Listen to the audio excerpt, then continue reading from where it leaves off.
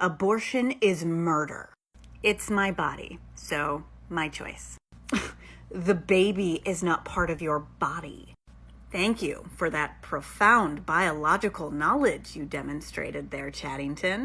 But the uterus is my body, and I have the choice in whether I allow anyone else to use it.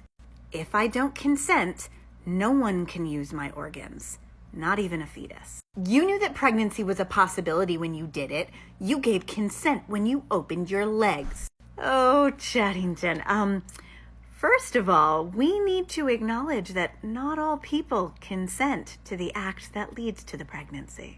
Second of all, knowing that a risk of pregnancy exists does not mean you consent to that pregnancy.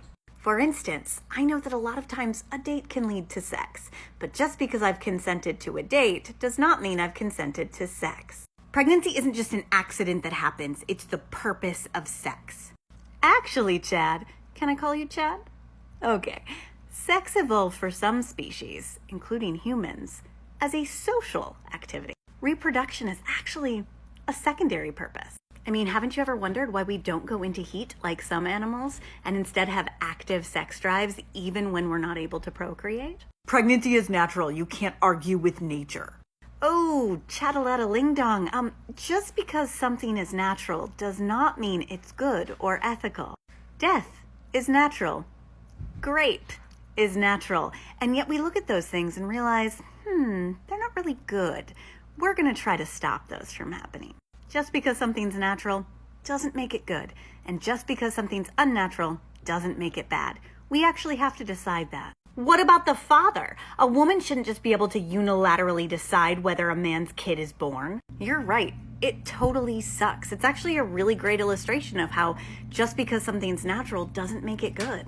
Currently, not everyone is able to give birth to their own offspring. And that means you're reliant on someone else doing so. But your inability to give birth to your own offspring does not mean that you have the right to co-opt someone else's body and force them to do so. What about a man's financial autonomy, huh? A woman just gets to have an abortion, but a man has to pay child support forever? Oh, chatty boo-boo, I get it. Our country puts such a high value on property rights and really doesn't care about human rights at all, but they are actually different. But even though our Supreme Court doesn't seem to think so, the two are not the same. Here's a good way to tell them apart. You pay taxes with money, not with blood. Oh, it's all my body, my choice, but I bet you're pro-vaccine. You got me there, Chaddington baby. Though I didn't advocate for mandatory vaccines, I did do a lot of shaming for people who refuse to get theirs. And that's because there's some serious differences between pregnancies and vaccines. Carrying a pregnancy to term does save that fetus's life, but at the expense of the life of the mother. It requires 10 months of pain and suffering, and if she lives, she gets to live with lifelong health issues and financial difficulties. It's also a burden that's only put on half of the population. Meanwhile, vaccines are safe for almost everyone. And it's a burden that's shared equally throughout our population. See the difference?